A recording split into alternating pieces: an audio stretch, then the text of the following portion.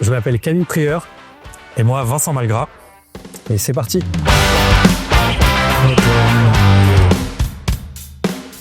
Monsieur le Grenadier, en fait, on a travaillé depuis 2 ans avec Julien Hervieux, qui est à l'initiative des bandes dessinées Petite tête des opérations. Nous, avec Camille, ça fait à peu près 5 ans qu'on est chez Fluide. Et depuis l'année dernière, on bosse avec Julien, qui est scénariste. Et habituellement, on travaille en binôme, mais c'était la première fois qu'on avait ouvert notre binôme pour travailler à 3. Ça s'est très bien passé. Donc l'expérience continue en cette année. Ouais, avec un tome 2 qui devrait sortir. Ça devrait sortir en novembre prochain, si tout se passe bien. Et là, on est à peu près. Il nous reste encore un quart à dessiner. Donc ouais, la réalisation se passe assez bien. Et puis oui, non, mais avec Julien, c'est toujours super sympa de bosser avec lui parce qu'il est très productif, très précis dans ses scénarios. Donc on espère enchaîner les tomes avec lui. Et initialement, avec Camille, on a toujours fait de la bande dessinée ensemble. On a souvent dit d'ailleurs qu'on s'imaginait pas particulièrement faire de la bande dessinée, soit chacun dans notre coin, enfin sans imaginer le binôme. En fait, on se connaît vraiment depuis le collège, et en fait notre amitié elle est quand même très très liée au dessin et au fait de raconter des histoires.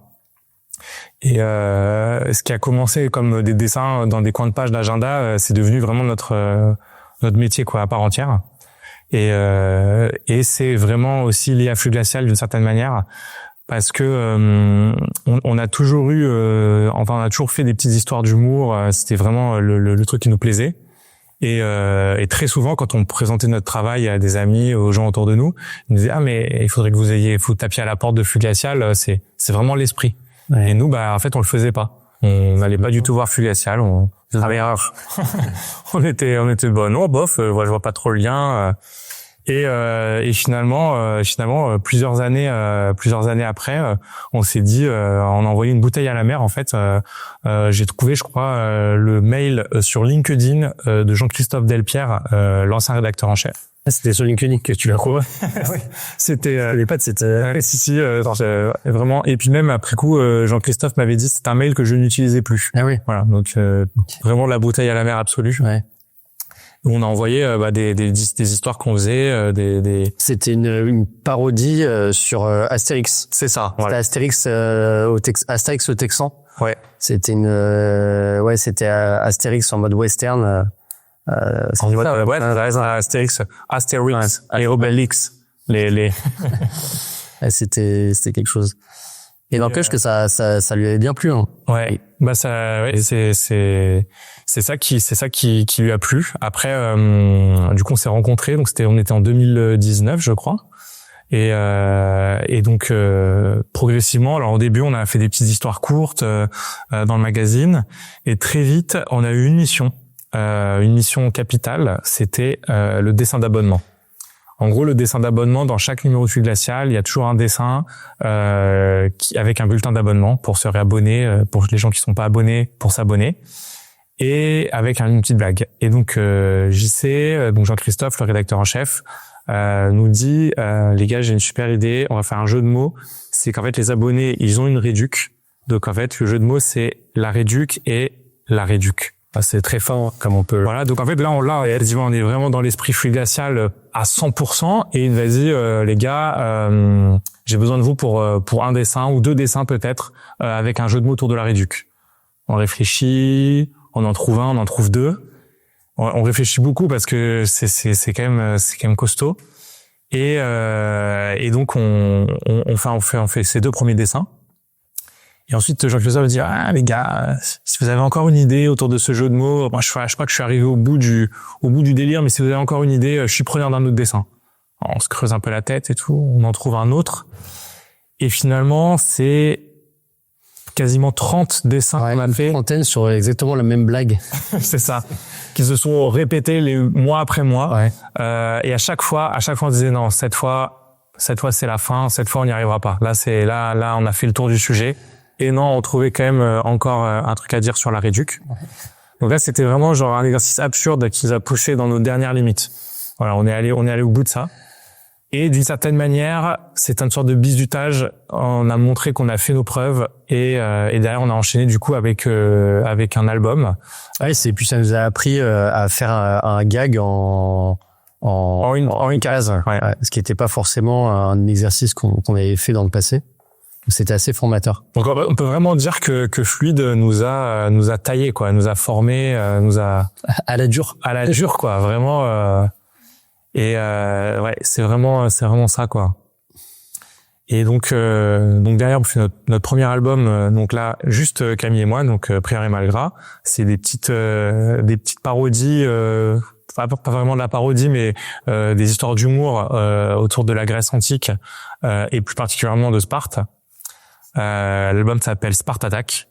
Pareil, le titre a été trouvé par donc Clément, le nouveau rédacteur en chef.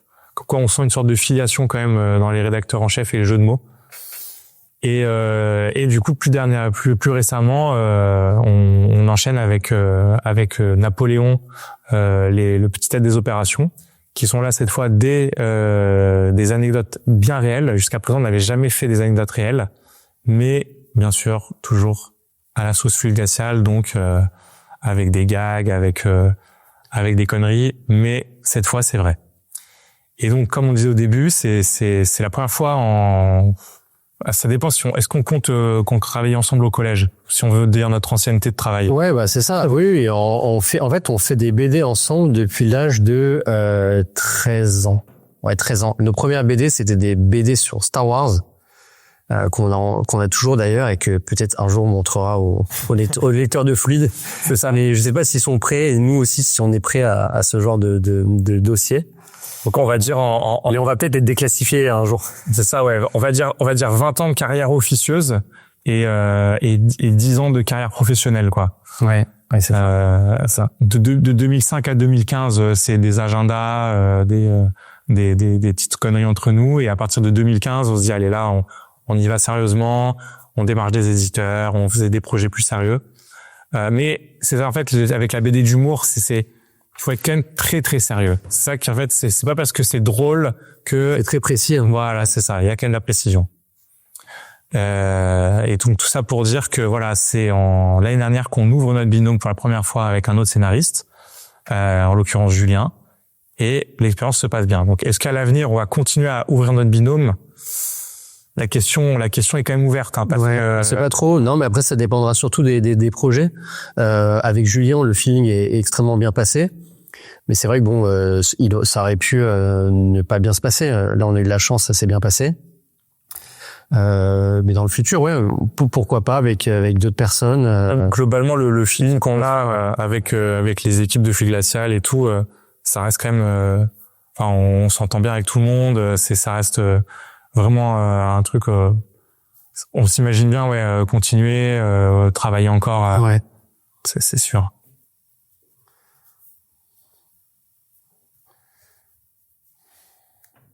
Ouais, ça ressemble à peu près à quelque chose.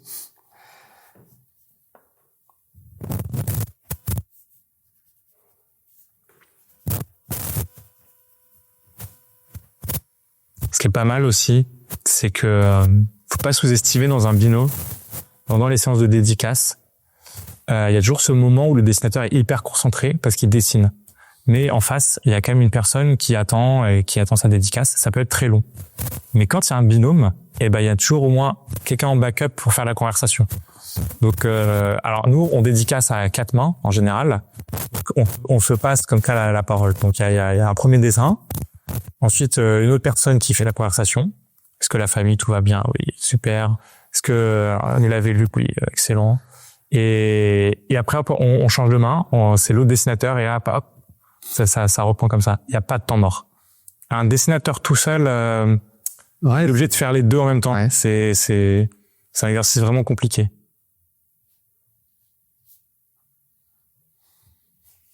Et plus généralement, enfin moi en tout cas là je parle pour moi, je m'imaginerais pas faire de la BD dans mon coin tout seul. Ouais, moi aussi. C'est ça, c'est sûr. C'est vraiment une activité qu'on a commencé en binôme. Franchement, ouais, c'est vraiment très lié à ce binôme. On adore la BD, on adore en faire, c'est sûr. Mais effectivement, si demain, pour une raison ou pour une autre, Camille a arrêté de dessiner et dire ah non, finalement je me lance, je deviens expert comptable, je continuerai pas tout seul. Bon, heureusement, ça a peu de chances d'arriver, donc que Fulviasel ne soit pas inquiet. Mais non, après, je partage le même avis que Vincent. C'est vraiment une activité qu'on lit avec notre binôme. Et puis ça nous permet d'échanger nos idées, aussi de se corriger, de beaucoup se corriger entre nous, parce qu'on n'a pas on se dit les choses. Quand Vincent écrit un scénario, j'ai pas de mal à lui dire ce qui va et ce qui va pas, et inversement, il me corrige mes dessins s'il voit des erreurs. Donc ça nous permet de progresser plus vite, je pense, que si on était tout seul dans notre coin. Ouais, bah c'est vrai que en fait, auteur de BD, ça reste quand même un travail globalement assez solidaire. Hein. C'est vraiment une vie de moine. Hein. On est face à sa feuille, on n'a pas forcément de recul. Mais pour le coup, en travaillant en binôme, on a toujours eu un peu cette force de quand il y en a un qui est un peu plus en galère sur un truc, un manque de motivation, quoi, il y a toujours au moins l'autre qui compense, et quand ça tourne, bah on a jamais eu nos up et nos down en même temps. Donc ça c'est quand même bien. Et puis même au-delà de ça, comme dit Camille, on a toujours un regard extérieur comme ça. Alors certes, on se voit souvent, et puis on a un peu les mêmes références, on a les mêmes inspirations. Mais on a toujours du coup un œil extérieur, Camille pour la partie des scénarios, et du coup moi sur la partie dessin.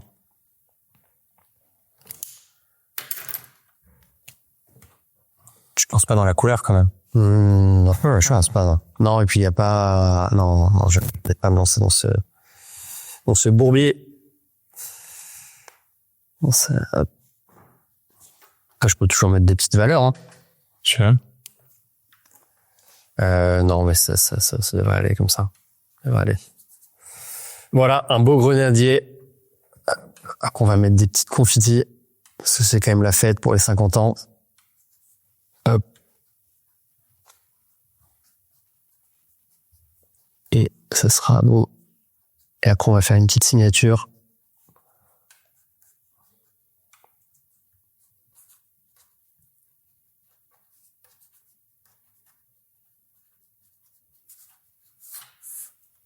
Et voilà.